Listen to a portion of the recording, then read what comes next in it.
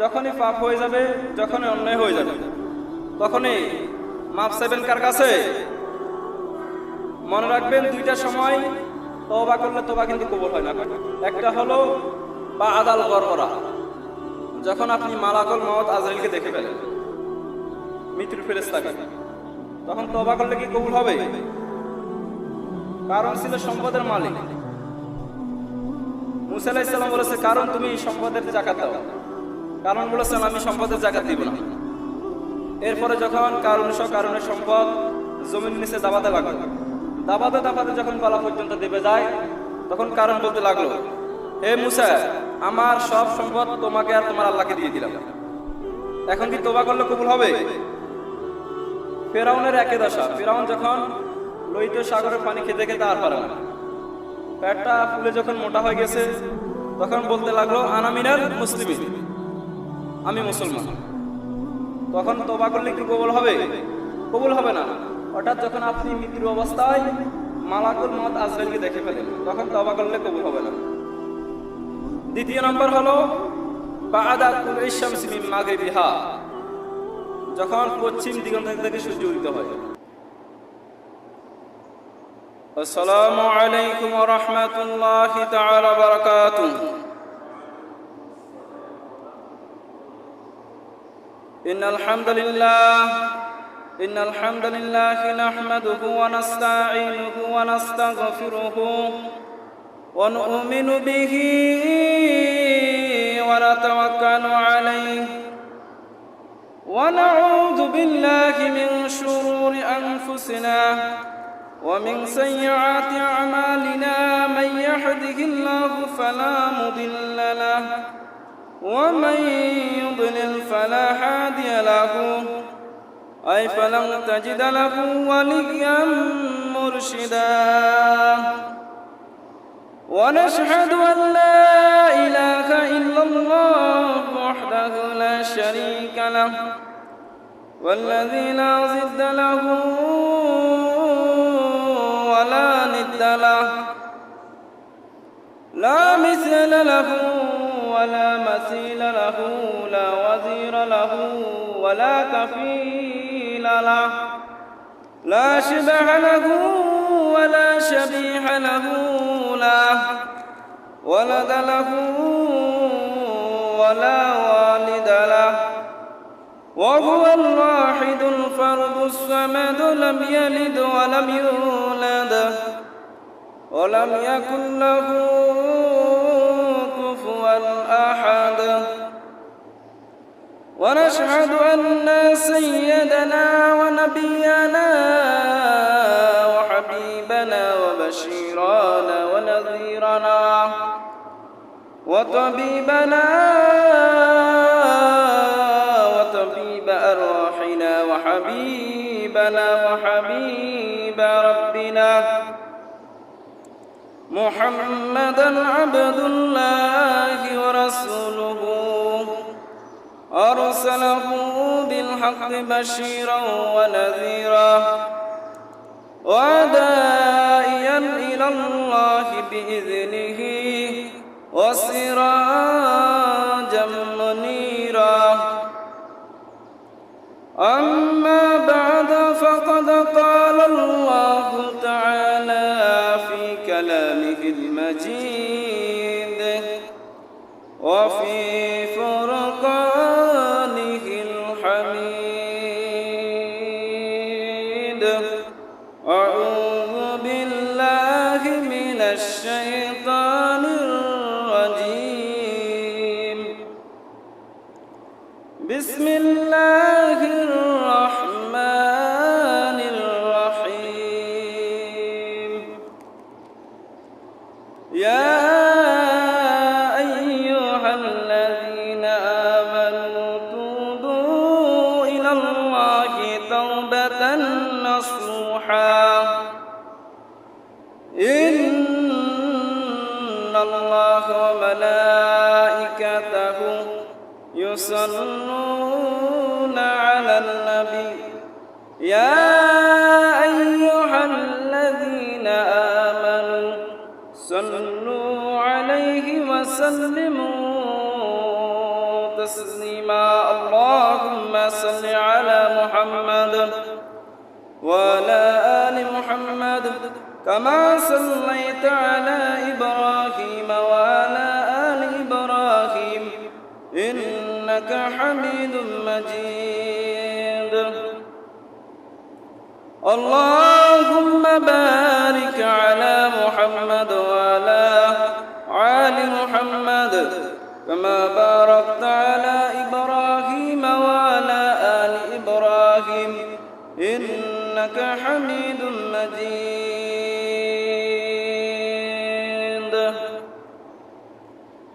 الحمد لله সম্মানিত উপস্থিতি সম্মানিত হাজিরিন আমরা মহান রব্বুল আলামিন দরবারে কালিমাতুশ শুকর আদায় করে নিচ্ছি যে মহান রব্বুল আলামিন জুমার দিন সুন্নাত মোতাবেক সবার আগে আপনাকে আমাকে মসজিদে আগে আসার তৌফিক দান করেছে সেই মহান রব্বুল আলামিনের দরবারে কালিমাতুশ শুকর আদায় করে নিচ্ছি আলহামদুলিল্লাহ আল্লাহর দরবারে আগে আসতে পেরে খুশি নাকি বাজার খুশি হয়ে আরেকবার কালিমাতুশ শুকর আদায় করে নিচ্ছি আলহামদুলিল্লাহ আলহামদুলিল্লাহ সম্মানিত ফি মুসলিম ইকরাম আমি আপনাদের খেদমতে আল কোরআনুল কারীমের অন্যতম সূরা সূরা তাহরিমের 8 নম্বর আয়াতের প্রথম অংশটুকু তেলাওয়াত করেছি আজকে এই আয়াতের আলোকে আমরা কিছু কথা শোনার চেষ্টা করব ইনশাআল্লাহ এই আয়াতের আলোকে আমরা আজকে জানব তওবা করার গুরুত্ব ফজিলত এবং কি ইস্তেগফার এবং জিকির ও দোয়া তওবা ইস্তেগফার জিকির ও দোয়া এই চারটি বিষয় নিয়ে এই আয়াতের প্রথম অংশ থেকে আমরা কথা শুনব ইনশাআল্লাহ বলুন এই আয়াতে আল্লাহ তাআলা বলে দিয়েছেন ইয়া আইয়ুহাল্লাযীনা আমানু তুবু ইলাল্লাহি তাওবাতান নাসুহা ও আমার বিশ্বাসী বান্দারা তোমরা তওবার মতো তওবা করো turn to Allah sincere turning অর্থাৎ এমন তওবা করো যেটি একবারে খাঁটি তওবা এই তওবার কারণে তোমরা দ্বিতীয়বার ভুল কাজ করতে পারো না তওবা করলে ক্ষমা চাইলে খুশি হয় যান কে আল্লাহ তাআলা ক্ষমা চাইলে খুশি হয় সুবহানাল্লাহ কারণ আল্লাহ তাআলা হচ্ছেন ক্ষমাশীল almighty Allah like to forgive sin he is forgiving most merciful আল্লাহ তাআলা ক্ষমাশীল এবং তিনি অতি দয়ালু তিনি মেহেরবান সুবহানাল্লাহ আল্লাহর কাছে যদি ক্ষমা চান মাফ চান আল্লাহ তাআলা সব থেকে বেশি খুশি হয়ে যায় সুবহানাল্লাহ কারণ আমাদের গুনাহ আছে না নাই আল্লাহ হাবিব সাল্লাল্লাহু আলাইহি সাল্লাম বলেছেন কুল্লুকুম খাত্তাউন তোমরা সবাই পাপী ওয়া খায়রুল খাত্তাইনা আত-তাওয়াবুন আর এই পাপীদের মধ্যে শ্রেষ্ঠ পাপী ভালো পাপী উত্তম পাপী ওই পাপী যে পাপী পাপ করার পর একজন কাছে মাফ চায় তিনি কে পৃথিবী না জানুক আমি তো জানি পৃথিবী না জানুক আমি তো জানি আমি কি পাপ করেছি হায় আমার পাপের করলে বিচার বাঁচার আমার নাই উপায় দয়াময় প্রভু মাফ করো আমায় মাফ করো আমায় সকল বলুন আমিন এজন্য আমাদের প্রত্যেকের পাপ আছে আল্লাহ বলেছেন গোলাম তোদের পাপ তোদের অন্যায় তোদের জুলুম তোদের গুনাহ যত বড় হোক না কেন আমার দয়া আমার মায়া তার থেকে বেশি সুবহানাল্লাহ আমাদের গুনাহ আমাদের অন্যায় আমাদের জুলুম যদি হয় খালের পানির সমান বিলের পানির সমান আল্লাহ বলেন আমার দয়া সাগরের পানির সমান সুবহানাল্লাহ আমাদের গুনাহ আমাদের অন্যায় যদি হয় সাগরের পানির সমান আল্লাহ বলেন আমার দয়া মা হচ্ছে আরশের সমান সুবহানাল্লাহ ওয়া রাহমাতু ওয়াসিআত কুল্লা শাই my mercy encompasses all things আল্লাহ বলেন সব জায়গায় আমার আল্লাহ দয়া বিস্তৃত এজন্য কত গুনাহ করেছেন কত অন্যায় করেছেন কত নফসের উপর জুলুম করেছেন আল্লাহর কাছে মাফ চাইতে রাজি আছেন তো কারণ আল্লাহর কাছে মাফ চাইতে হবে আমরা অনেকে মনে করি আমাদের গুনাহ আছে কম আমরা কেন আল্লাহর কাছে মাফ চাইব এরকম মনে করি না কিন্তু মনে রাখবেন, আপনার নবী, আমার নবী, প্রিয় নবী মুহাম্মদ সাল্লাল্লাহু আলাইহি সাল্লাম প্রতিদিন আল্লাহর কাছে 70 বারও বেশি তওবা করতেন। সুবহানাল্লাহ। বুখারী বর্ণনায়, ওয়াল্লাহি ইন্নী লা আস্তাগফিরুল্লাহ ওয়া আতুবু ইলাইহি ফিল ইয়াওম আকসার মিন 70 মাররা। আল্লাহর হাবিব সাল্লাল্লাহু আলাইহি সাল্লাম বলেন, খোদার কসম, আল্লাহর কসম, আমার আগে কোনো গুনাহ নাই, আমার পরে কোনো গুনাহ নাই, এরপরও আমি আল্লাহর কাছে 70 বারও বেশি তওবা করি, ইস্তেগফার করি। সুবহানাল্লাহ। যে নবীর কোনো গুনাহ নাই, মাসুম, নিষ্কলুষ, ওই নবী যদি 70 বার তওবা করে, ইস্তেগফার করে, আমাদের পাওয়া দরকার কয়বার? কথা বলেন। এজন্য আল্লাহর কাছে তওবা করতে রাজি আছেন তো? কারণ যখনই পাপ হয়ে যাবে, যখনই অন্যায় হয়ে যাবে, তখনই মাফ চাইবেন কার কাছে? মনে রাখবেন, দুইটা সময় তওবা করলে তওবা কিন্তু কবুল হয় না। কয়টা সময়? দুইটা সময়। একটা হলো বাদাল গরগরা, যখন আপনি মালাকুল মাউত আজরাইলকে দেখে ফেলেন, মৃত্যুর ফেরেশতাকে, তখন তওবা করলে কি কবুল হবে? কারণ ছিল সম্পদের মালিক। মুসা আলাইহিস সালাম বলেছে, কারণ তুমি সম্পদের যাকাত দাও। কারণ বলেছেন, আমি সম্পদের যাকাত দিব না। এরপরে যখন কারণের সম্পদ জমির নিচে দাবাতে লাগলো, দাবাতে দাবাতে যখন গলা পর্যন্ত দেবে যায়, তখন কারণ বলতে লাগলো, হে মুসা, আমার সব সম্পদ তোমাকে আর তোমার আল্লাহকে দিয়ে দিলাম, এখন কি তওবা করলে কবুল হবে? ফেরাউনের একই দশা। ফেরাউন যখন লোহিত সাগরের পানি খেতে খেতে আর পারে না, পেটটা ফুলে যখন মোটা হয়ে গেছে, তখন বলতে লাগলো, আনা মিনাল মুসলিমিন, আমি মুসলমান। তখন তওবা করলে কি কবুল হবে? কবুল হবে না। অর্থাৎ যখন আপনি মৃত্যু অবস্থায় মালাকুল মউত আজরাইলকে দেখে ফেলেন, তখন তওবা করলে কবুল হবে না। দ্বিতীয় নম্বর হলো বা'দা তুলুই শামসি মিন মাগরিবিহা, যখন পশ্চিম দিগন্ত থেকে সূর্য উদিত হয়। কিয়ামতের আগে পশ্চিম দিগন্ত থেকে সূর্য উদিত হবে। তখন অনেক মানুষ ঈমান আনতে চাইবে, আল্লাহর কাছে মাফ চাইবে, আল্লাহর আলামত চোখে দেখে। তখন কি তওবা করলে কবুল হবে? তার মানে এই দুইটা সময় স্যার, যত গুনাহ করেন, যত অন্যায় করেন, সব গুনাহ মাফ করে দিতে পারেন তিনি কে? আল্লাহর কাছে মাফ চাইতে হবে। আল্লাহর কাছে মাফ চাইলে খুশি হয়ে যান কে? আল্লাহ তাআলা যখন জান্নাত সৃষ্টি করেছেন, জান্নাত সৃষ্টি করার পর শয়তান আল্লাহকে বলতে লাগলো, আল্লাহ, আপনি এত সুন্দর, এত জান্নাত কেন বানিয়েছেন? আপনার উম্মতদেরকে, আমি তো বান্দাদেরকে, গোলামদেরকে তো আমি জান্নাতের ঢুকিয়ে দিব না। ফাবিমা আগাইতানি লা আকুদান্না লাহুম সিরাতাকাল মুস্তাকিম, আমি সরল পথে বসে থাকব। সুম্মা লা আতিয়ান্নাহুম মিন বাইনি আইদিহিম ওয়া মিন খালফিহিম ওয়া আন আইমানিহিম ওয়া আন শামাইলিহিম ওয়া লা তাজিদু আকসারহুম শাকিরিন। আল্লাহ, আমি আপনার বান্দাদেরকে ডান দিক থেকে ধোঁকা দিব, বাম দিক থেকে ধোঁকা দিব, পিছন থেকে ধোঁকা দিব, অর্থাৎ সব দিক থেকে ধোঁকা দিব। আপনি অধিকাংশই আপনার বান্দাদেরকে অকৃতজ্ঞ হবেন। আপনি কেন এত জান্নাত বানিয়েছেন? আল্লাহ বলেছে, হে শয়তান, তুই আমার সাথে চ্যালেঞ্জ গ্রহণ করেছিস। ওয়া ইজ্জাতি ওয়া জালালি ওয়া তিফাই মাকানি, আমার ইজ্জতের কসম, আমার জালালিয়াতের কসম, আমার সম্মানের কসম, আমার মুহূর্তের কসম, আমার ক্ষমতার কসম, আমার এই বান্দারা সারা জীবন গুনাহ করবে, সারা জীবন অন্যায় করবে, সারা জীবন পাপ করবে, একটাবার এসে যদি চোখের পানি ফেলে, আমি সাথে সাথে আমি আমার বান্দার সব গুনাহ ক্ষমা করে দিব। সুবহানাল্লাহ। তখন তুই কি করবি? সুবহানাল্লাহ।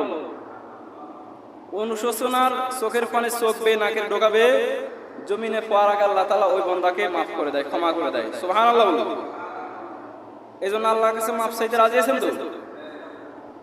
হাদিসে কুদসিতে আল্লাহ তাআলা আমাদেরকে বলেন, হে বনি আদম, তোরা যদি পাপ না করতি, তোরা যদি অন্যায় না করতি, তোরা যদি গুনাহ না করতি, তোদেরকে সৃষ্টি করে এমন একটা জাতি আমি সৃষ্টি করতাম, যারা গুনাহ করতো আমার কাছে মাফ চাইতো, আমি তাদেরকে মাফ করে দিতাম। সুবহানাল্লাহ। অর্থাৎ আল্লাহ তাআলা গুনাহ মাফ করতে পছন্দ করে। পৃথিবীতে এমন কোনো মানুষ নেই, এমন কোনো আল্লাহর ওলি নেই, এমন কোনো পীর সাহেব নাই, যার জীবনে কোনো গুনাহ নেই। গুনাহ সা পাপ সা কেউ আল্লাহর ওলি হতে পারে না। অর্থাৎ গুনার জন্য কান্নাকাটি করতে করতেই বেশিরভাগ আল্লাহর ওলি হয়েছে। সুবহানাল্লাহ। আল্লাহ হাবিব সাল্লাল্লাহু আলাইহি ওয়াসাল্লাম বলেছেন, কিছু কিছু কাজ আছে তোমরা দেরি করো না। তার মধ্যে একটি হলো যখন বান্দা পাপ করে ফেলে সাথে সাথে মাফ চাইতে হবে কার কাছে? তার মানে আল্লাহ বলেছেন, ইয়া আইয়ুহাল্লাযীনা আমানু তুবু ইলাল্লাহি তাওবাতান নাসুহা, হে আমার গুনাহগার বান্দারা, বিশ্বাসী বান্দারা, তোমরা তওবার মতো তওবা করো। তওবার মতো তওবা করলে তোমাদের গুনাহ খাতা মাফ করে দিতে পারেন তিনি কে? এজন্য আল্লাহর কাছে গুনাহের জন্য মাফ চাইতে রাজি আছেন তো? আমরা কিভাবে তওবা করব, তওবার কিছু নিয়ম রয়েছে। অনেক মানুষ আছে দেখবেন মৃত্যুর সময় হুজুরানি তওবা করা আছে না, যে বলে তওবা করেন। আসলে হুজুরানি তওবা করাইতে হয় না, নিজের গুনাহের জন্য নিজে মাফ চাইবেন, নিজে ক্ষমা চাইবেন, আপনাকে মাফ করে দিতে পারে কে? হুজুরানি তওবা করাইতে হবে, এটা কোনো তওবার নিয়ম না। ওলামায়ে কেরামদের মতে যারা তওবা করবে, আল্লাহর কাছে যখন তওবা করবে, তওবার মধ্যে 5টি বিষয় থাকতে হবে। 1 নম্বর আল ইকরার, অ্যাকনলেজমেন্ট, মানে আল্লাহর কাছে আপনি স্বীকার জানান, আল্লাহ আমি পাপী, আমি গুনাহগার, আমার মতো আকাশের নিচে জমিনের উপরে কোনো পাপী নেই, আমি সবচেয়ে বড় পাপী, আমি হলাম গুনাহগার। আল্লাহর কাছে প্রথমে স্বীকার করলেন। দ্বিতীয় নাম্বার হলো রিপেন্টেন্স, আপনি অনুতপ্ত হন যে আপনি যে গুনাহটা করেছেন, যেটার জন্য আপনি লজ্জিত, আপনি অনুতপ্ত হন। 3 নম্বর হলো ইউ হ্যাভ টু স্টপ, আপনি যে পাপ কাজের জন্য তওবা করছেন এটাকে বন্ধ করুন। অর্থাৎ আপনি জিনা করছেন আবার তওবা করছেন, আপনি সুদ খাইতেছেন আবার তওবা করছেন, আপনি জুলুম করতেছেন আবার তওবা করতেছেন, এটা করলে কি তওবা কবুল হবে? আপনি পাপ কাজটা বন্ধ করতে হবে। 4 নম্বর হলো আপনার ওই পাপ কাজটাকে ঘৃণা করেন। হেডকোয়ার্টার, যে পাপটা করেছেন, যে পাপ কাজকে মনে ঘৃণা করেন, কি করেন? ঘৃণা করেন। 5 নম্বর হলো ডিটারমাইনেশন, আপনি ওয়াদা করেন পারতপক্ষে, আল্লাহ আমি যে গুনাহের জন্য আপনার কাছে তওবা করছি, এই গুনাহ দ্বিতীয়বার করব না। এভাবে যদি আপনি তওবা করেন, আপনার তওবাটা কবুল করতে পারে একজন, তিনি কে? এজন্য আল্লাহর কাছে তওবা করতে রাজি আছেন তো? সম্মানিত প্রিয় মুসলিম, আমি বলেছি আপনাদের খেদমতে 4টি বিষয় নিয়ে কথা বলবো। 1 নম্বর হলো তওবা। আমরা তওবা শুনে ফেলেছি, আমরা যদি আল্লাহর কাছে তওবা করি আল্লাহ তাআলা খুশি হয়। এজন্য সব সময় আল্লাহর কাছে গুনাহের জন্য মাফ চাইতে রাজি আছেন তো? 2 নম্বর হলো ইস্তেগফার, আমরা সব সময় একজনের কাছে ইস্তেগফার করব, তিনি কে? আল্লাহর হাবিব সাল্লাল্লাহু আলাইহি সাল্লাম বলেছেন, মান লাজিমাল ইস্তিগফার জাআলাল্লাহু লাহু মিন কুল্লি দিকিন মাখরাজা, যে ব্যক্তি সব সময় ইস্তিগফারের সাথে আটার মতো লেগে থাকে, আল্লাহ তাআলা ওই ব্যক্তিকে সমস্ত প্রকার বিপদ আপদ বালা মুসিবত থেকে রক্ষা করবেন। সুবহানাল্লাহ বলুন। A person who recites always istighfar, Allah will protect from by climate and his sustains and protects by unable oil. যে ব্যক্তি সদা সর্বদা ইস্তেগফার পাঠ করবে, আল্লাহ তাআলা তাকে সমস্ত প্রকার আপদ বিপদ বালা মুসিবত থেকে রক্ষা করবেন। সুবহানাল্লাহ বলুন। এমনকি তাকে আল্লাহ তাআলা রিজিকের ব্যবস্থা করে দিবেন। সুবহানাল্লাহ বলুন। তার মানে 1 নম্বর ইস্তেগফারের ফজিলত হলো, আপনি যদি সব সময় আস্তাগফিরুল্লাহ আস্তাগফিরুল্লাহ এটা পড়েন, আপনাকে বিপদ আপদ থেকে রক্ষা করবেন কে? 2 নম্বর হলো ওয়ামিন কুল্লিন ফারাজা, আপনার কোনো দুশ্চিন্তা থাকবে না, আপনার কোনো টেনশন থাকবে না। আমাদের টেনশন আছে না নাই? টেনশন নাই এমন কোনো মানুষ নেই। কিভাবে পরিবার চলবে, কিভাবে ক্যারিয়ার করব, কিভাবে নিজের জীবনটাকে সাজাবো, এরকম টেনশন আছে না নাই? অর্থাৎ যারা সব সময় আস্তাগফিরুল্লাহ আস্তাগফিরুল্লাহ পাঠ করবে, আল্লাহ হাবিব সাল্লাল্লাহু আলাইহি ওয়াসাল্লাম বলেছেন তার জীবনে কোনো টেনশন থাকবে না। সুবহানাল্লাহ বলুন। 3 নম্বর হলো ইয়ারযুকু মিন হাইসু লা ইয়াহতাসিবু, আল্লাহ তাআলা তাকে এমন জায়গা থেকে রিজিকের ব্যবস্থা করে দিবেন ওই ব্যক্তি কল্পনা করতে পারবে না। সুবহানাল্লাহ বলুন। অর্থাৎ আপনি যদি সব সময় ইস্তেগফার পড়েন, এমন জায়গা থেকে আপনার রিজিক আসবে আপনি কল্পনা করতে পারবেন না। কার কথা? এই জন্য ইস্তেগফার পাঠ করতে রাজি আছেন তো? 4 নাম্বার হলো ওমা কানা মুআযযাবাহুম ওয়া হুম ইস্তাগফিরুন। যারা সব সময় ইস্তেগফার পাঠ করবে, আসমান থেকে যদি কোনো আযাব গজব আসে ওই ব্যক্তির উপর পতিত হবে না। সুবহানাল্লাহ। মাঝে মাঝে আসমানি গজব আসে না নাই? এই যে ভাইরাসগুলো, করোনা ভাইরাস, বিভিন্ন ভাইরাস, আসমান থেকে বজ্রপাত, ঠাড়া, এগুলা যে আসে, যারা ইস্তেগফার পাঠ করবে সব সময় ওই ব্যক্তির উপর ওইটা কি পতিত হবে না। সুবহানাল্লাহ। 5 নম্বর হলো মুস্তাজাবুদ দাওয়া। যারা সব সময় ইস্তেগফার পাঠ করবে, ইস্তেগফারের সাথে লেগে থাকবে, ওই ব্যক্তির দোয়াকে কবুল করবেন কে? ওই ব্যক্তি মুস্তাজাবুদ দাওয়া হয়ে যাবে। মুস্তাজাবুদ দাওয়া, এটা কি আজকে নতুন শুনেছেন? মুস্তাজাবুদ দাওয়া মানে ওই ব্যক্তি, যে ব্যক্তি দোয়া করতে দেরি আল্লাহ তাআলা কবুল করতে দেরি করে না। সুবহানাল্লাহ। কি পাঠ করলে? ইস্তেগফার। কি পাঠ করলে? ইস্তেগফার। আপনারা মুসনাদে আহমদ ইবনে হাম্বল, ইসলামের মধ্যে 4টি মাযহাব রয়েছে, শাফি, হানাফি, হাম্বলি, মালিকি। এই 4টি মাযহাবের একটি মাযহাব হচ্ছে হাম্বলি। নাম শুনেছেন না? হাম্বলি হচ্ছে মুসনাদে আহমদ ইবনে হাম্বল। যিনি ইমাম, ওনার নামে মুসনাদে আহমদ ইবনে হাম্বল। ওই ব্যক্তি ও ইমাম, মানে ইসলামের মধ্যে 4টি মাযহাব রয়েছে। মুসনাদে আহমদ ইবনে হাম্বল, তিনি হচ্ছে হাম্বলি রচিতা। তো তিনি সবসময় হাদিস গবেষণা করত। কি গবেষণা করত? হাদিস গবেষণা করতে করতে তিনি একটি গ্রন্থ লিখেছেন। ওই গ্রন্থের নাম দিয়েছে মুসনাদে আহমদ ইবনে হাম্বল। অর্থাৎ ওই গ্রন্থের মধ্যে 40,000 হাদিসের কম্পাইলেশন আছে। সুবহানাল্লাহ। তিনি শীতের সময় হাদিস গবেষণা করত। হাদিস গবেষণা যখন করত, তো তখন তিনি বের হতো রাত্রিবেলা। এক মসজিদে তিনি রাত্রিবেলা এশা নামাজ পড়েছে হাদিস গবেষণা করার জন্য। ওনার খেয়াল যে আমি হাদিস গবেষণা করবো, আজকে রাত্রিতে মসজিদে কাটিয়ে দিব, ইবাদত করব। এশার নামাজ পড়া শেষ, দারোয়ান, মসজিদের যে দারোয়ান রয়েছে, দারোয়ান বলতেছে যে ভাই নামাজ পড়া শেষ, এখন আমরা মসজিদের তালা দিতে হবে, নইলে চোর চোর আসে, বিভিন্ন এগুলো সমস্যা করে। তখন মুসনাদে আহমদ ইবনে হাম্বল বলেছে, ভাই আমি আপনার এই মসজিদে হাদিস গবেষণা করব, রাত্রিবেলা ইবাদত করব, আমি আজকে রাত্রি আপনার এই মসজিদে থাকতে চাই। দারোগা বলতেছে না, আপনার এই মসজিদে থাকা যাবে না, কারণ এটা আমাদের এখানের আইনে নেই, আমরা বদ্ধ করে দিব। তো তখন মুসনাদে আহমদ ইবনে হাম্বল তিনি উপায়ন্তর না পেয়ে মসজিদ থেকে বের হয়ে যায়। আর হাঁটতে হাঁটতে লাগলেন। হাঁটতে হাঁটতে দেখলেন যে একটা দোকান, বাতি বলতেছে, সেখানে একজন যুবক সেখানে রুটি বানাইতেছে। কি বানাইতেছে? রুটি বানাইতেছে একটা দোকানে।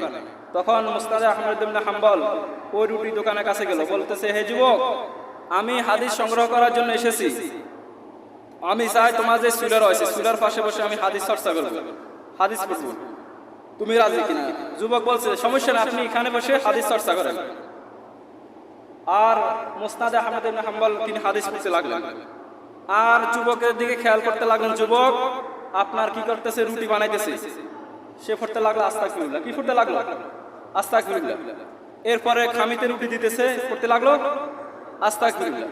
আবার খামি থেকে রুটি উঠায় আস্তাগফিরুল্লাহ। কাস্টমার কাছে যায়, কাস্টমারকে রুটি দেয়, কয় আস্তাগফিরুল্লাহ। আবার টাকা লয়, কয় কি? সকালে বলুন আস্তাগফিরুল্লাহ। আবার ক্যাশ বসে টাকা রাখে, কি হয়? সকালে বলুন আস্তাগফিরুল্লাহ। তো উনি সবসময় শুধু দেখলে আল্লাহ যুবক আসার পর থেকে শুধু আস্তাগফিরুল্লাহ আস্তাগফিরুল্লাহ। এই ইস্তেগফারের মধ্যে কি পেয়েছে? মুসনাদ আহমদ ইবনে হাম্বল সে হাদিস চর্চা বন্ধ করে যুবকের কাছে গেল, হে যুবক, আমি আসার পর থেকে তোমাকে একটি আমল করতে দেখেছি, যে তুমি শুধু পড়তে লাগলো আস্তাগফিরুল্লাহ আস্তাগফিরুল্লাহ আস্তাগফিরুল্লাহ। এটার মধ্যে তুমি পাইছো কি? যুবক বলতে লাগলো, হে যে মানে আলেম, মানে মুহতারাম, আমি এই ইস্তেগফার পড়ার কারণে আমি জীবনে যত দোয়া করেছি সব দোয়া আল্লাহ তাআলা কবুল করে ফেলেছে।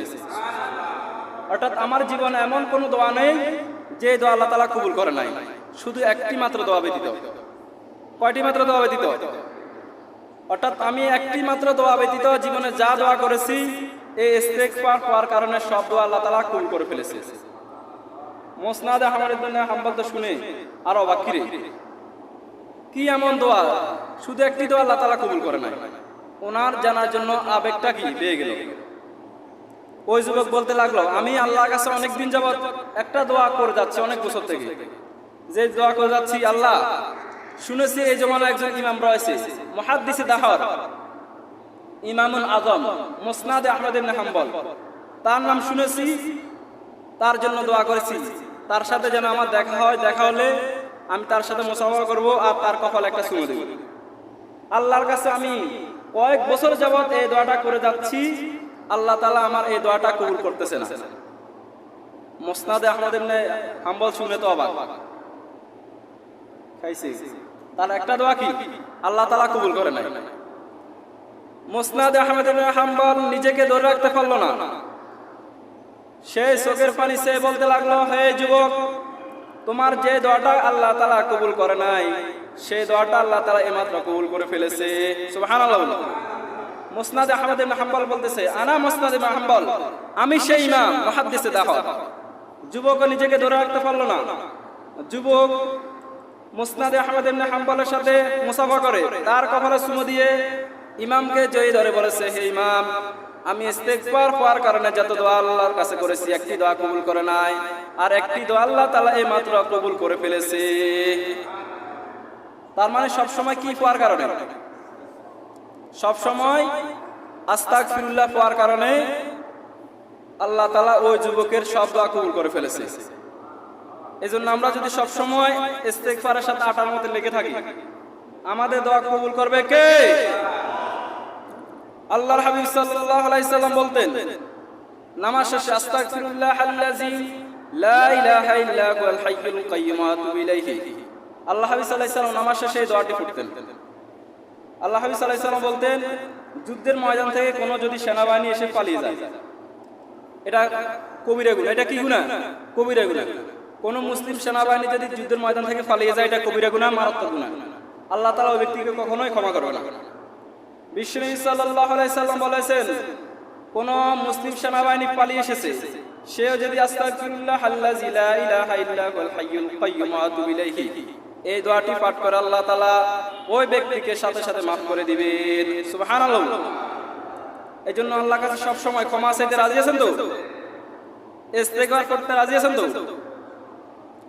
আবার বুখারী বর্ণনায় সাইয়্যিদনা আবু বকর রাদিয়াল্লাহু তাআলা আনহু আল্লাহর হাবিব সাল্লাল্লাহু আলাইহি সাল্লামকে বললেন, ইয়া রাসূলুল্লাহ, ইয়া হাবিবাল্লাহ, আল্লিমনি দুআআন উদুবি ফি সালাতি। ও নবী, আপনি আমাকে এমন একটি দোয়া শিক্ষা দেন, এমন একটি ইস্তেগফার শিক্ষা দেন যে এই দোয়াটি আমি নামাজের মধ্যে পাঠ করি।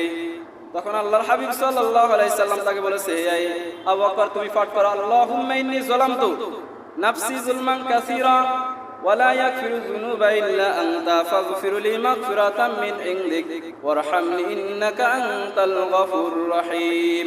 সুবহানাল্লাহ। আমরা এটাকে কি বলি? দোয়া মা সূরা।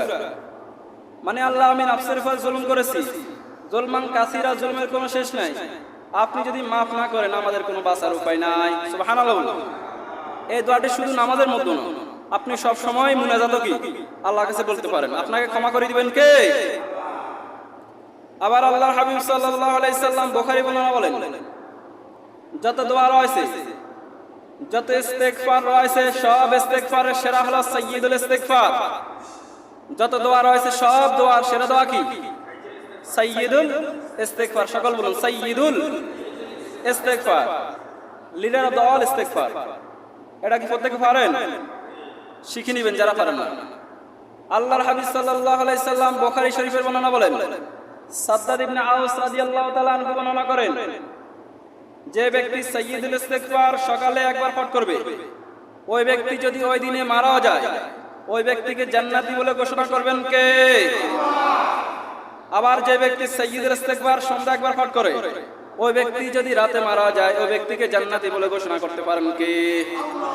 আল্লাহুম্মা আনতা রাব্বি লা ইলাহা ইল্লা আনতা খলাকতানি ওয়া আনা আবদুকা ওয়া আনা আলা আহদিকা ওয়া ওয়া'দিকা মাসতাতাতু ওয়া আউযু বিকা মিন শাররি মা সানাতু আবুউ লাকা বিনি'মাতিকা আলাইয়া ওয়া আবুউ লাকা বিযামবি ফাগফিরলি ফাইন্নাহু লা ইয়াগফিরুয যুনুবা ইল্লা আনতা। সুবহানাল্লাহ। অর্থাৎ আল্লাহর কাছে নিজেকে কত ছোট করা যায়, কত সুন্দর করে প্রেজেন্টেড করা যায়, কিভাবে আল্লাহর কাছে চাইতে হয়, সব কিছু সাইয়্যিদুল ইস্তিগফারের মধ্যে বর্ণনা করে দিয়েছেন কে? এই জন্য সাইয়্যিদুল ইস্তিগফার যারা পারেন না, শিখতে রাজি আছেন তো? ইনশাআল্লাহ এটা আপনাদের বাইরের কাজ, হোমওয়ার্ক, এটা আপনারা শিখে নেবেন। সকলে বলুন আমিন। আল্লাহ হাবিব সাল্লাল্লাহু আলাইহি সাল্লাম নামাজ শেষে বলতেন আল্লাহু আকবার। কি বলতেন? আমরা অনেকে নামাজ শেষে সুবহানাল্লাহ পড়ি, কই না? আস্তাগফিরুল্লাহ পড়ি না? আল্লাহর হাবিব সাল্লাল্লাহু আলাইহি সাল্লাম নামাজ শেষে বলতেন আল্লাহু আকবার। সকলে বলুন আল্লাহু আকবার। এরপরে তিনবার ইস্তিগফার করতেন, আস্তাগফিরুল্লাহ, আস্তাগফিরুল্লাহ, আস্তাগফিরুল্লাহ, আস্তাগফিরুল্লাহ। তিনবার ইস্তিগফার করতেন। এরপরে পড়তেন সুবহানাল্লাহ 33 বার, আলহামদুলিল্লাহ 33 বার, আল্লাহু আকবার 36 বার। এভাবে তিনি আল্লাহর কাছে তসবিহগুলো পড়তেন। এরপরে আল্লাহ সাল্লাল্লাহু আলাইহি সাল্লাম আয়াতুল কুরসি পড়তেন। কি পড়তেন? আয়াতুল কুরসি। সুনানে আন-নাসাই শরীফে বর্ণনা, আল্লাহ হাবিব সাল্লাল্লাহু আলাইহি সাল্লাম বলেছেন মান করা আয়াতুল কুরসি দুবুরা কুল্লি সালাতিন মাকতুবাতিন লাম ইয়ামনাআহু মিন দুখুলিল জান্নাতি ইল্লাল মাউত। যে ব্যক্তি প্রত্যেক ফরজ নামাজের পরে একবার আয়াতুল কুরসি তেলাওয়াত করবে, পাঠ করবে, ওই ব্যক্তি জান্নাতে যাওয়ার ক্ষেত্রে আর কোনো বাধা থাকে না। ইল্লাল মাউত, একটি মাত্র বাধা, ওই ব্যক্তি মরে না, এজন্য জান্নাতে যায় না। সুবহানাল্লাহ। উদাহরণস্বরূপ ধরুন যারা ফজর নামাজ পড়েছেন, ফজর নামাজের পরে যারা আয়াতুল কুরসি পাঠ করেছেন, আপনারা জান্নাতে চলে গেছেন। শুধু মরণ না, এজন্য জান্নাতে যান না। সুবহানাল্লাহ। এরপর আল্লাহ সাল্লাল্লাহু আলাইহি সাল্লাম নামাজ শেষে বলতেন লা ইলাহা ইল্লাল্লাহু ওয়াহদাহু লা শারীকা লাহু লাহুল মুলকু ওয়া লাহুল হামদু ইহয়ি ওয়া ইউমীতু বিয়াদিকাল খায়র ইন্নাকা আলা কুল্লি শাইইন কাদির। এরপরে পড়তেন আল্লাহুম্মা লা মানিয়া লিমা আতাইতা ওয়া লা মুতিয়া লিমা মানাতা ওয়া লা ইয়ানফাউ যাল জাদ্দ মিনকাল জাদ্দ। আল্লাহুম্মা ইন্না আলা যিকরিকা ওয়া শুকরিকা ওয়া হুসনি ইবাদাতিক।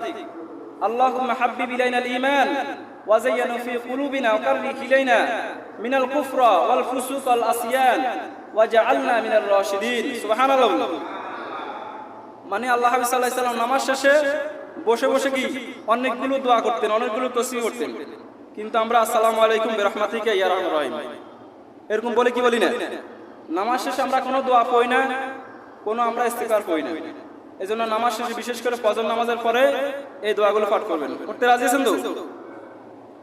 এরপর আবার আল্লাহ বলেন নবীকে ফাসাব্বিহ বিহামদি রাব্বিকা আস্তাগফিরহু, আপনি সব সময় আল্লাহর কাছে ক্ষমা চান। সুবহানাল্লাহ। ক্ষমা চাইলে খুশি হয়ে যান কে? আল্লাহর জন্য ক্ষমা চান, আল্লাহর কাছে প্রার্থনা করুন, আল্লাহ প্রশংসা আদায় করুন। তার মানে সম্মানিত প্রিয় মুসলিমের, আমরা প্রথমে জেনেছি তওবার গুরুত্বপূর্ণ ফজিলত, এরপর আমরা শুনেছি এখন ইস্তিগফার ফজিলত। আমরা সব সময় হাঁটতে চলতে শয়নে স্বপনে আস্তাগফিরুল্লাহ পড়ব। কি পড়ব? সকলে বলুন আস্তাগফিরুল্লাহ, আস্তাগফিরুল্লাহ, আস্তাগফিরুল্লাহ। অর্থাৎ আস্তাগফিরুল্লাহ আপনি যদি সবসময় পাঠ করেন, আপনার দোয়াটা কবুল করবেন কে? এরপরে 3 নম্বরে বলেছি আমরা জিকির নিয়ে কিছু কথা শুনব। জিকির করতে হবে একজনের খুশির জন্য, তিনি কে? আল্লাহ বলে দিয়েছেন আযকুর রাব্বাকা ফি নাফসিকা তাদাররুআন ওয়া খিফাতান ওয়া দুনাল জাহরি মিনাল কওলি বিল গুদুল আসাল ওয়া লা তাকুন মিনাল গাফিলিন। খবরদার রবকে ডাকো বিনয়ের সাথে কন্দনরত অবস্থায়, with full of humanity and humbleness. অর্থাৎ রবকে ডাকতে হবে বিনয়ের সাথে কন্দনরত অবস্থায়, সকালে সন্ধ্যা। আদেশটা কার? কিন্তু আমরা বাংলাদেশে কিছু লোকে জিকির করি, কিছু লোকে রবকে ডাকি চিল্লায় ওই, এরকম লোক আছে না নাই? কিছু লোক রবকে ডাকে বাসা উড়ে, আছে না নাই? কিছু লোক আবার জিকির করে, দেখবেন জিকির করতে করতে যিনি জিকির পরিচালনা করে তার গায়ে ওঠে, এরকম আছে না নাই? এরকম জিকির কি সাহাবীরা করেছে? এরকম জিকির কি তাবিরা করেছে? আমরা অনেকে জিকির করতে করতে কি চিল্লায় হাওতাস করি না। জিকির করতে হবে শয়নে স্বপনে একবারে মিডিয়াম সুরে, 15 অবস্থায় উঁচু অবস্থা কি কম? কার কথা? আল্লাহর কথা। জিকির করলে খুশি হয়ে যান কে? আল্লাহ বলেন ফাযকুরুনি আযকুরুকুম ওয়াশকুরুনি ওয়ালা তাকফুরুন। সুবহানাল্লাহ বলুন। Therefore remember me, I will remember you, and be thankful to me and do not ungrateful to me. আল্লাহ বলেছেন তোমরা যদি আমার জিকির করো, আমার স্মরণ করো, আমিও তোমাদের জিকির করি, তোমাদেরকে স্মরণ করি। আর যদি আমার নাশুকরিয়া করো, ইন্না বাতশা রাব্বিকা লাশাদীদ, আমি আল্লাহর পাকড়া, আমি আল্লাহর পানিশমেন্টটা বড় কওয়া। নাউজুবিল্লাহ বলেন। আল্লাহকে যদি আপনি ডাকেন, আপনাকে ডাকে কে? আল্লাহকে সব সময় ডাকতে রাজি আছেন তো? সহিহ বুখারী বর্ণনায় আল্লাহ তাআলা বলেন হাদিসে কুদসিতে, ফাইন যাকারনি ফি নাফসি যাকারতা ফি নাফসি, আমার কোন বান্দা যখন আমাকে একা একা ডাকে, একা একা স্মরণ করে, আমি আমার বান্দাটাকে একা একা ডাকি, একা একা স্মরণ করি। সুবহানাল্লাহ। এরপর আমার কোন বান্দা যখন আমাকে হাজার হাজার মানুষের সম্মুখে স্মরণ করে, আমি ফেরেশতাদের এর থেকে বেশি ফেরেশতা নিয়ে আমি সম্মুখীন করি। সুবহানাল্লাহ। এরপর আমার কোন বান্দা যখন আমার দিকে 1 বিগত আসে, আমি আমার বান্দার দিকে 2 বিগত যাই। আমার বান্দা যখন আমার দিকে 1 হাত আসে, আমি আমার বান্দার দিকে 2 হাত যাই। আমার বান্দা যখন আমার দিকে হেঁটে হেঁটে আসে, আমি আমার বান্দার দিকে দৌড়ে দৌড়ে যাই। সুবহানাল্লাহ। এজন্য আল্লাহকে ডাকলে আল্লাহ তাআলা খুশি হয়। সুবহানাল্লাহ। সব সময় জিহ্বা দিয়ে আল্লাহকে ডাকতে রাজি আছেন তো? আল্লাহ হাবিব সাল্লাল্লাহু আলাইহি ওয়াসাল্লাম বলেছেন, লা ইয়াজালু রাতবুন মিন যিকরিল্লাহ, যে আল্লাহর জিকিরে জিহ্বাটাকে ভিজিয়ে রাখো। আমরা অনেকে গীবত দিয়ে, অন্যের ব্যাপারে সমালোচনা দিয়ে, খারাপ কথা দিয়ে, গালমন্দ দিয়ে আমরা জিহ্বাকে ভিজাই। কিন্তু কি আমরা সব সময় জিকির করি? অর্থাৎ জিকির করলে আপনার জিহ্বার মধ্যে যে পানি আসে, আল্লাহ বলেছেন ওই পানি দিয়ে জিহ্বাটাকে ভিজিয়ে রাখো। সুবহানাল্লাহ বলুন। আল্লাহ হাবিব সাল্লাল্লাহু আলাইহি ওয়াসাল্লাম বলেছেন 2টা হৃদয়, একটা হৃদয় হলো জীবিত, একটা হৃদয় হলো মৃত। যে হৃদয়ের মধ্যে জিকির আছে ওই হৃদয়টা হলো জীবিত। সুবহানাল্লাহ বলুন। আবার আল্লাহ তাআলা বলেন, আলা বিযিকরিল্লাহি তাতমাইন্নুল কুলুব, জিকির দ্বারা একজনের অন্তরকে প্রশান্ত করা যায়। তিনি কে? আপনি জিকির করুন, ইনশাআল্লাহ আপনার হৃদয়টা প্রশান্ত হয়ে যাবে। আল্লাহর হাবিব সাল্লাল্লাহু আলাইহি সাল্লাম বলতেন, আফদালুজ যিকরি লা ইলাহা ইল্লাল্লাহ, শ্রেষ্ঠ জিকির হলো লা ইলাহা ইল্লাল্লাহ। সকল বলুন লা ইলাহা ইল্লাল্লাহ। আফদালুজ যিকরি লা ইলাহা ইল্লাল্লাহ। আবার আল্লাহর হাবিব সাল্লাল্লাহু আলাইহি সাল্লাম বলতেন, মান কামা লা ইলাহা ইল্লাল্লাহ সিদকাম মিন দাখালাল জান্নাহ, যে ব্যক্তি মন থেকে একবার লা ইলাহা ইল্লাল্লাহকে মানবে, ওই ব্যক্তিকে আল্লাহ তাআলা জান্নাতুল ফিরদাউসে প্রবেশ করাবেন। সুবহানাল্লাহ।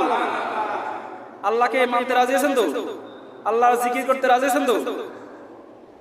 বিশ্বনবী সাল্লাল্লাহু আলাইহি ওয়াসাল্লাম বলতেন, আল্লাহর কাছে সেরা কথা, দামি কথা হলো 4টি। কয়টি? এই দুনিয়াতে যত বাক্য রয়েছে, যত ওয়ার্ড রয়েছে, যত শব্দ রয়েছে, যত বাণী রয়েছে, সেরা বাণী হলো 4টি। কয়টি? সকল বলুন সুবহানাল্লাহ, আলহামদুলিল্লাহ, লা ইলাহা ইল্লাল্লাহ, আল্লাহু আকবার। আবার বলুন সুবহানাল্লাহ, আলহামদুলিল্লাহ, লা ইলাহা ইল্লাল্লাহ, আল্লাহু আকবার। এই জিকিরগুলো আমাদেরকে শিক্ষা দান করেছে কে? এই জিকিরগুলোকে সুন্দরভাবে তেলাওয়াত করতে হবে, পাঠ করতে হবে। অনেকে আছে জিকিরকে ভেঙে ভেঙে পাঠ করে, আছে না নাই? লা ইলাহা ইল্লাল্লাহ, এই শ্রেষ্ঠ জিকিরটা আমাদেরকে শিক্ষা দান করেছে কে? অনেকে লা ইলাহা ইল্লাল্লাহরে কি করে? শুধু ইল্লাল্লাহ ইল্লাল্লাহ করে, আছে না নাই? অর্থাৎ আল্লাহ তাআলা লা ইলাহা ইল্লাল্লাহ পুরো বাক্যটাকে একসাথে নাজিল করে দিয়েছে, কিন্তু আমরা ভেঙে ভেঙে তেলাওয়াত করি। ইল্লাল্লাহ ইল্লাহ জিকির কিন্তু হবে, কিন্তু এটা কি? অসৌন্দর্য। ধরুন আপনার নাম হচ্ছে আব্দুল করিম, আপনাকে আমি যদি করিয়া করিয়া বলি, আপনার কাছে ভালো লাগবে? আপনার নাম হচ্ছে আব্দুর রহমান, এরপর আপনাকে যদি আমি রহমান্না রহমান্না করি বলি, চিল্লাই, আপনি কি করবেন? আপনি মাইর দিবেন। তদ্রূপে আল্লাহ লা ইলাহা ইল্লাল্লাহ কিসকে দিয়েছে? লা ইলাহা ইল্লাল্লাহ। আর আপনি যদি শুধু ইল্লাল্লাহ ইল্লাল্লাহ করেন, তখন আল্লাহর কাছে খারাপ লাগবে কি লাগবে না? এজন্য জিকিরটাকে ভাঙানো যাবে না। লা ইলাহা ইল্লাল্লাহ, সুবহানাল্লাহ, আলহামদুলিল্লাহ, আল্লাহু আকবার, এই জিকিরগুলো যেভাবে আছে সেভাবে আপনি পড়ুন, আপনাকে সওয়াব দান করবে কে? এই জন্য আল্লাহ বলেছেন তোমরা সব সময় জিকির করো, বিশেষ করে সকালে সন্ধ্যা সব সময় জিকির করুন।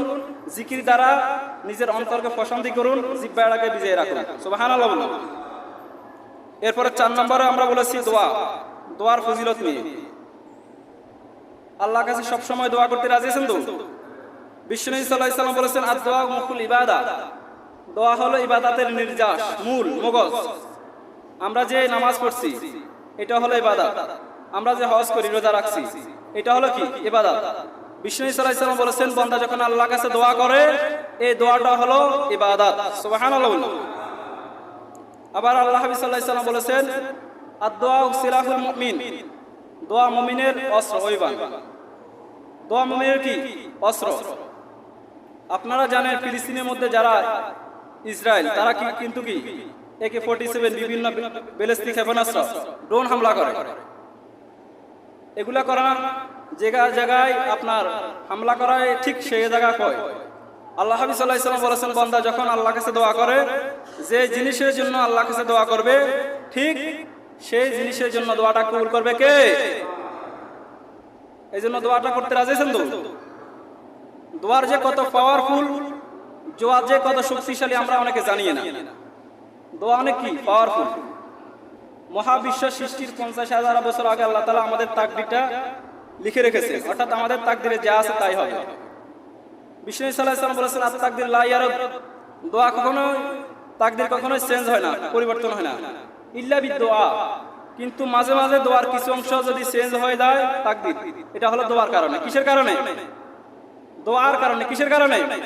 দোয়ার কারণে। অনেকের মাঝে মাঝে দেখবেন ডাক্তার বলে দেয় ক্যান্সার, নাই কোনো অ্যান্সার, বেশি বাঁচলে আর 5 মাস, কিন্তু 10 বছর বাঁচে, কোন নজির আছে না নাই? এটা কিসের কারণে? দোয়ার কারণে। কিসের কারণে?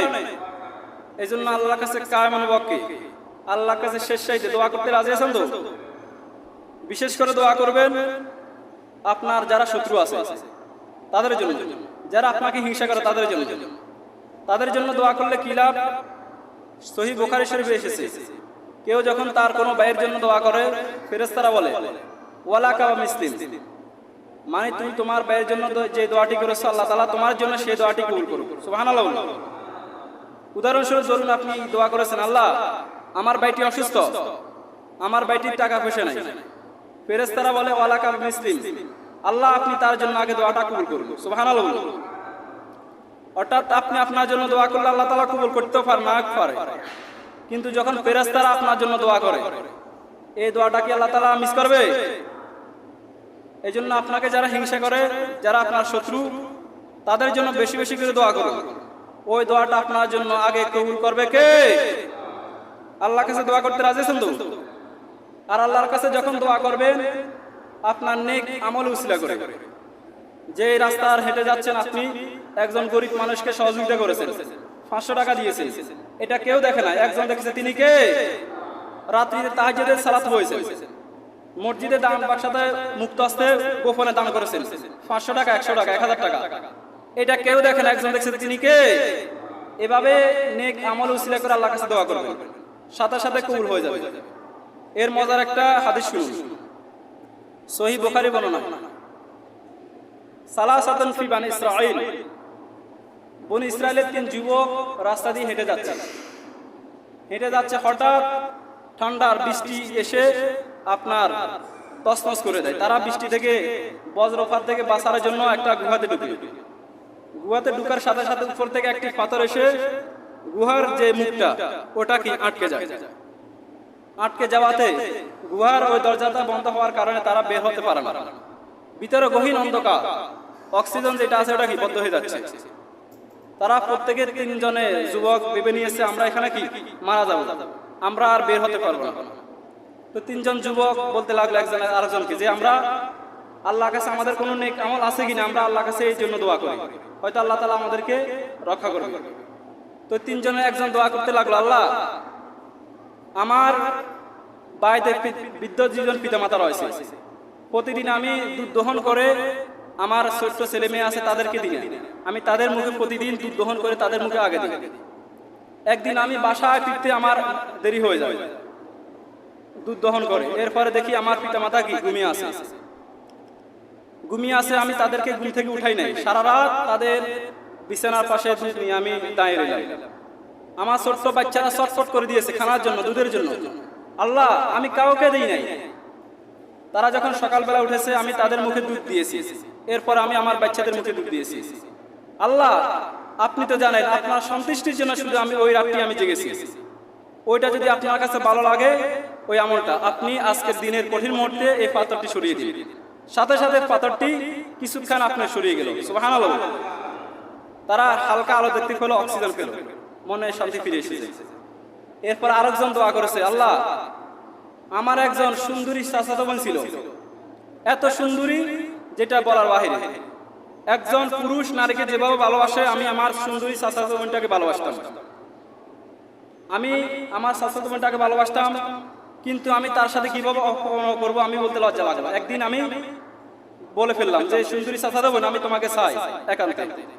তখন চাচাতো বোন বলতে লাগলো যে এত এত যদি দেনমোহর দাও, স্বর্ণমুদ্রা 100 দেনমুদ্রা, তাহলে আমি তোমাকে অপমান করতে রাজি আছি। হঠাৎ চাচাতো বোনের সাথে 100 দেনমোহর জোগাড় করিয়া যখন একটি গোপন রুমে গিয়েছে, একবারে জামা কাপড় খুলে লাস্ট ডেস্টিনেশন পাবকাছে।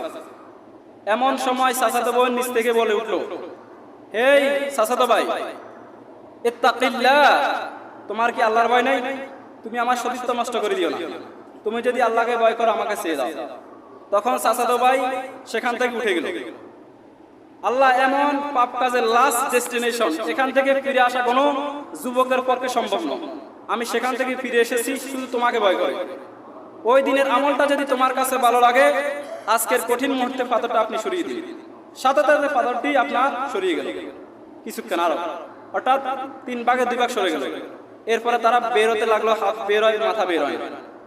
এরপরে রয়েছে আরেকজন যুবক বলতে লাগলো, আল্লাহ, আমি অনেকগুলো শ্রমিক ভাঙা করেছি কাজের জন্য, কিন্তু প্রত্যেক শ্রমিকের কাজের শেষে আমি তাদের টাকাগুলো ফিরিয়ে দিয়েছি।